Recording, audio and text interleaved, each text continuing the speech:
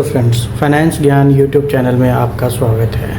आज मैं इस वीडियो में बताने वाला हूँ इनकम टैक्स में कौन सा रिजीम आपके लिए बेटर होगा, वो हम कैसे पता कर सकते हैं। ओल्ड रिजीम बेटर है, न्यू रिजीम बेटर है, वो चेक करने के लिए इनकम टैक्स पोर्टल में कैलकुलेटर अवेलेबल है, जिसके जरिए आप इजीली चेक कर पाएंगे कि आपके लिए कौन सा स्कीम बेटर है। तो चलिए वीडियो स्टार्ट करते हैं, कैसे हम चेक करेंगे।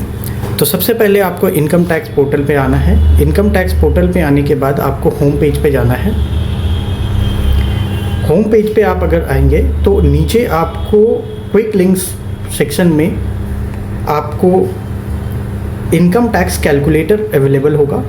इस पे आप जब क्लिक करेंगे तो आप देखेंगे कि आपके पास दो कैलकुलेटर अवेलेबल है, basic calculator and advance calculator.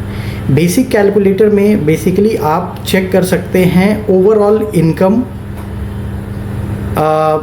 Income tax आप चेक कर सकते हैं ओल्ड रिजीम में और न्यू रिजीम में, दोनों का कंपैरिजन अवेलेबल होगा और उसके बेसिस पे आप डिसीजन ले पाएंगे कि आपके लिए कौन सा रिजीम बेटर है।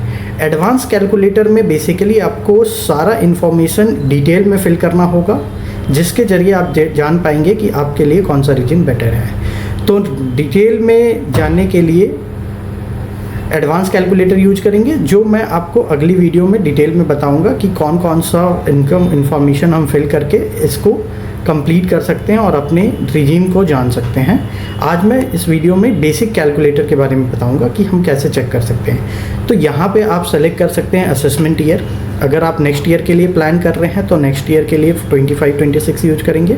करेंट ईयर के लिए आपको देखना है तो आप 24-25 यूज करेंगे। आप अपना कैटेगरी डालेंगे, अगर आप इंडिविजुअल हैं तो इंडिविजुअल डालें, HUF है तो HUF, अगर फर्म LLP के लिए देखना है तो आप वो डाल सकते हैं। रेसिडेंशियल स्टेटस में आप रेसिडेंट है, अगर आप 182 डेज से ज़्यादा इंडिया में हैं तो आपका स्टेटस रेसिडेंट होगा, तो रेसिडेंशियल स्टेटस में आप रेसिडेंट सेलेक्ट करेंगे। आप अपना एज सेलेक्ट कर सकते हैं, बिलो 60, मोर देन 60 और मोर देन 80। और उसके बाद यहाँ पे आपको एनुअल इनकम डालना है। सपोज़ आपका ओवरऑल इनकम पूरे साल में 12 लाख रुपीज़ होते हैं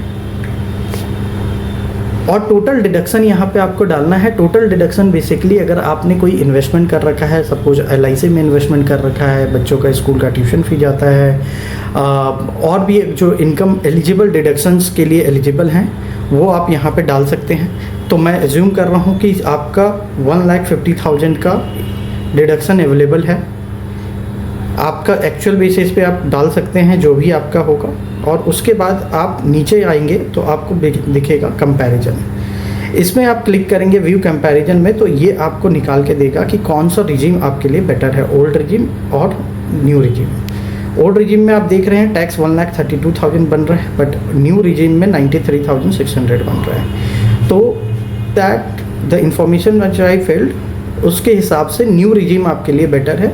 और जब आप ITR फाइल करेंगे तो आप न्यू रिजीम ऑप्शन सेलेक्ट करके आप ITR फाइल कर सकते हैं। तो इस तरह से हम कैलकुलेशन कर सकते हैं, कैलकुलेट कर सकते हैं और अपने को प्लान कर सकते हैं कि कौन सा रिजीम हमें लेना है इनकम टैक्स फाइल करने के लिए। Thank you for watching this video. Thank you.